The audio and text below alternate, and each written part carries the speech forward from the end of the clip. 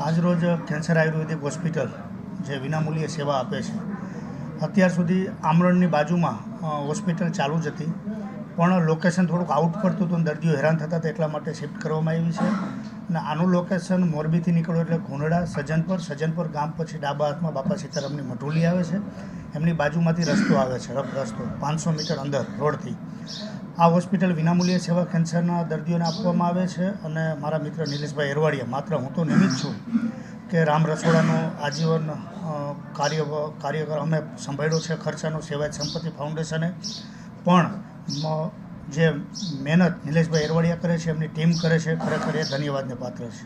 નહીં, મોરબી નહીં પણ ગુજરાતમાંથી ઘણા બધા અત્યારે સ્ટાર્ટિંગમાં છેલ્લા 6 મહિનાથી હું જોઉં છું તો 100થી વધુ દર્દીઓ લાભ લઈ રહ્યા છે અને એમના સગાવાલાઓ આવીને અહીંયા રોકાય છે અને ખરેખર એમને બહુ ખરેખર સેવા લોકો કરી રહ્યા છે. પહેલેથી આપણે જોઈએ છીએ કે મોરબી જ્યારે દેશ પર આફત આવે ત્યારે મોરબીના દાતાઓ આગળ આવીને દાન કરી રહ્યા છે.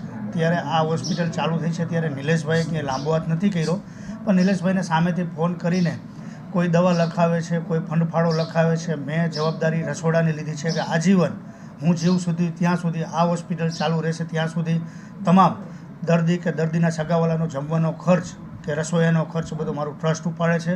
અને આવી રીતે ઘણા બધા બ્રાન્ડ દાતાઓ છે.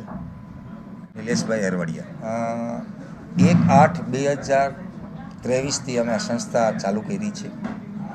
પહેલાં સંસ્થા આમરણની બાજુમાં ચલાવતા હતા, ત્યાં થોડું લોકેશનને આ તે ડિસ્ટર્બ હતી, એના કારણોસર અમે લોકેશનમાં આવ્યા છીએ.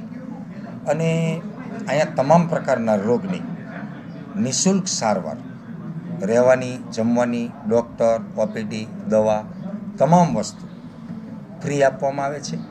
ફક્ત પેએબલ હોય છે દર્દીને ઓનલાઈન લેવાના, જે ઇમ્યુનિટી માટેના અને એન્ટી કેન્સરના જે જ્યુસ હોય છે એ ઓનલાઈન લેવાના હોય છે.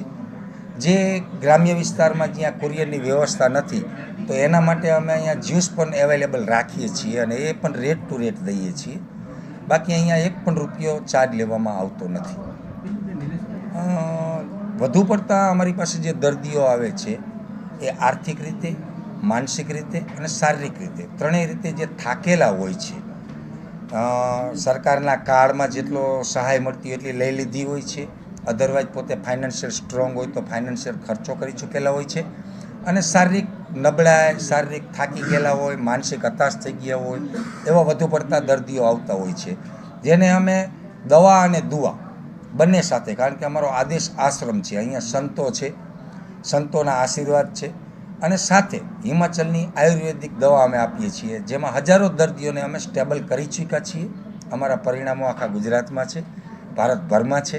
હિમાચલની અમે આયુર્વેદિક દવા આપીએ છીએ અને 100% નિઃશુલ્ક આપીએ છીએ.